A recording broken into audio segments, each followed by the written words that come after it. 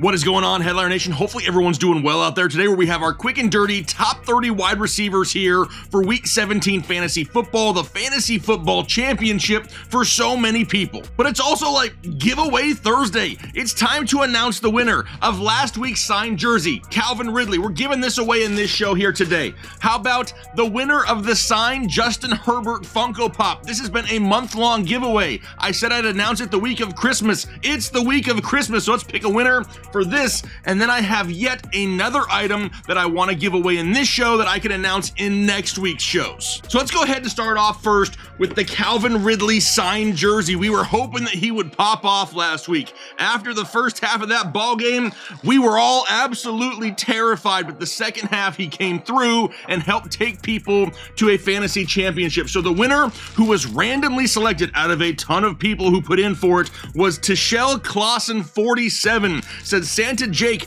Ridley jersey would help boost my confidence in playing him this week. It worked out for you, Tishel, I'm sure. So absolutely hit me up at info@thefantasyheadliners.com so I can get you hooked up with this Calvin Ridley jersey. Then we had a Justin Herbert signed Funko Pop. You entered this giveaway by winning auctions on pristineauction.com. That's the only reason we're able to give all this stuff away. I had my email blown up over the last month. People had to send me screenshots of the items they won and how much they won them for. The email that was randomly selected for the signed Justin Herbert Funko was Adoree Hines. Adoree was out there putting in work because I saw multiple emails with multiple winning auctions from Adoree this entire Christmas season. He's out there building himself a man cave, and now he gets to add this to his collection. Congratulations. Be sure to also email me once again at info@thefantasyheadliners.com so I can get this sent out. But in this episode, there was a player that took people to the promised land last week. A player that a lot of people weren't expecting a huge game from. A player who's kind of banged up right now, but he plays tonight. I got a damn Amari Cooper signed jersey right here. He helped take people to fantasy championships here just last week. I know there's going to be somebody out there that wants this. I get people a lot saying, hey, can we get some Browns gear to give away? Here we go. We got a signed Amari Cooper jersey. So here's how you enter this giveaway. Hit the like button, leave a comment down below so I know you're interested, and then be sure, most importantly, to have a free account signed up at pristineauction.com using the referral code Headliners. I'm telling you guys, I'm being honest with you. We don't make $1 from Pristine Auction. All we do in return from pushing their site is they send us things to give away to you, the community. The more people we have on their site, active, winning auctions, signing up for the free accounts, the more items they're going to send us that I can then turn around and give to you, the community. So be sure to do that if you haven't already. I mean, dang, Christmas is over, but I still feel like I'm out here handing out presents once again. But now the time has come for us to dive into our quick and dirty top 30 wide receivers for Week 17 fantasy football.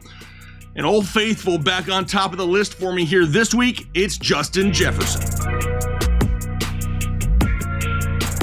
And I really want to call this the Justin Jefferson Savior Week, right? We haven't had him for most of the season. You drafted him early. He started off hot, and now can he take you to a fantasy championship in a matchup going up against Green Bay? We know no TJ Hawkinson for the Vikings. Jordan Addison is banged up and questionable to play, and there's no Jair Alexander for Green Bay because he's suspended for this game. I got Justin Jefferson at number 1. Number 2, it's CeeDee Lamb of the Dallas Cowboys in a matchup going up against the Detroit Lions. And these are two teams still fighting for that number 1 overall seed, and being that they play on Saturday and everyone else behind them on Sunday, they need to win this ball game. It's a lot easier to throw on Detroit than it is to run on them, so CeeDee Lamb's at number 2. Number 3, it's Deebo Samuel of the San Francisco 49ers looking for a bounce back against one of the, if not the, worst defense in all of football, the Washington Commanders. Deebo's at 3. Number 4, it's Tyreek Hill. Would love to put him higher, especially with Jalen Waddle hurt, but a matchup on the road against Baltimore is not ideal. Now, we saw Brandon Ayuk go over 100 yards last week against this defense, and I could see that once again for Tyreek Hill.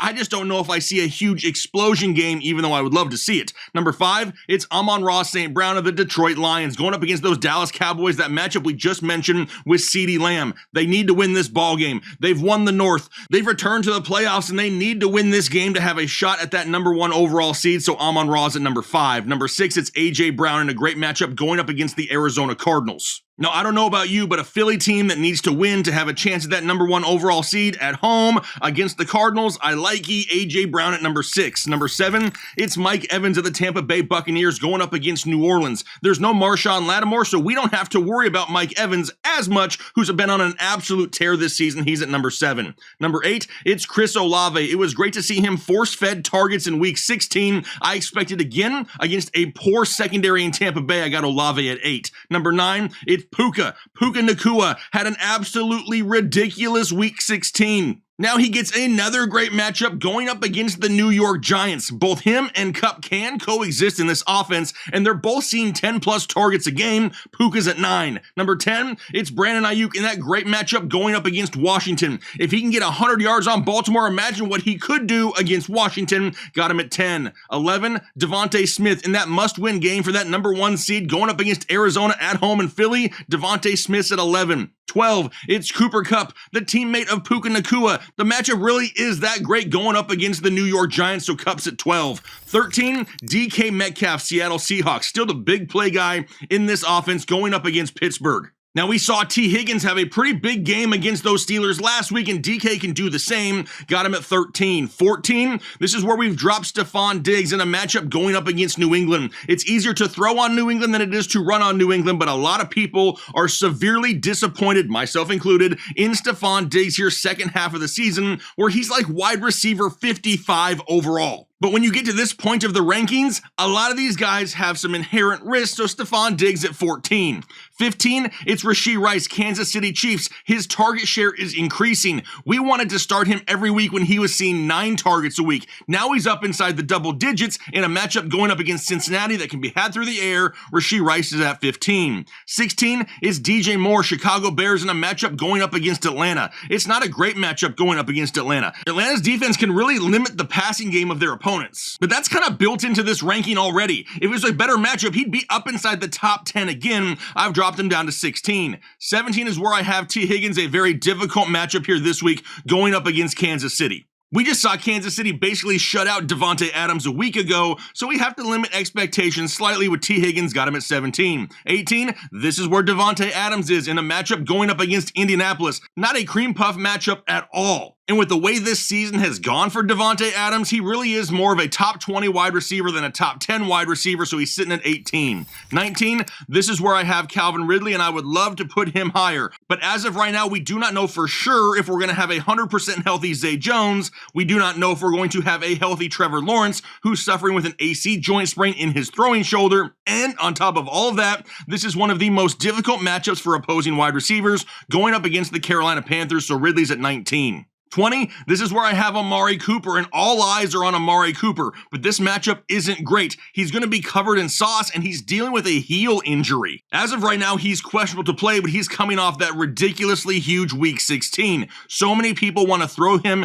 immediately into their lineup, but just know there's going to be a lot of risk in doing that, not just because of the matchup, but because of the injury he's dealing with. Number 21, it's Nico Collins. We're still waiting to find out whether we have CJ Stroud 100% this weekend or not. If we do, Nico is a top 15 play. If we don't, he's going to be hovering right around here 21 to 24. Number 22 then is Zay Flowers, has really reclaimed that number 1 receiver role in Baltimore. Now a matchup going up against the Miami Dolphins, and this game right here has a lot of playoff implications because these two teams are number 1 and 2 in the AFC and fighting for that number 1 overall seed. With Zay Flowers seeing a lot of work out of the slot, I got him at 22. 23 is Chris Godwin. He's seen 10-plus targets now in 3 straight ball games. In a matchup going up against New Orleans, I got him at 23. 24, it's Adam Thielen. Finally, Carolina has realized over the last 3 weeks that he's once again on their roster. He scored 10 fantasy points in 2 of his last 3 and gets a great matchup on the road against a porous Jacksonville secondary. I got him at 24. 25 is DeAndre Hopkins, Tennessee Titans. Not a bad matchup going up against Houston, but who the hell's the quarterback gonna be? Is it Will Levis? Is it Ryan Tannehill? Could it be Malik Willis? Either way, the ceiling's limited in this offense, so I got him at 25. 26, it's Garrett Wilson of the New York Jets in a difficult matchup Thursday Night Football going up against the Cleveland Browns. But just like I've said all season long, if Garrett Wilson sees the targets, he'll be a top 30 wide receiver. He's gotta be up there around 12 plus a game. You have to think they're gonna be trailing in this ball game and having to throw, so Garrett Wilson's at 26. Then 27, this is where I have Jaden Reed, Green Bay Packers, coming back off of an injury, hopefully in a matchup going up against Minnesota. We know Christian Watson is hurt. We know Dontavian Wicks is banged up. Jaden Reed, probably been the most consistent wide receiver in this offense second half of the season. They utilize him on the ground and through the air. He's at 27. 28, it's Josh Palmer. We do not know yet about Keenan Allen, and this matchup going up against the Denver Broncos on the road in Denver. You have to think that Josh Palmer is going to see a little bit of Patrick Surtain in this matchup, which is going to limit that upside, so he's at 28 as of right now until we hear about Keenan Allen. 29, this is where I have Drake London of the Atlanta Falcons.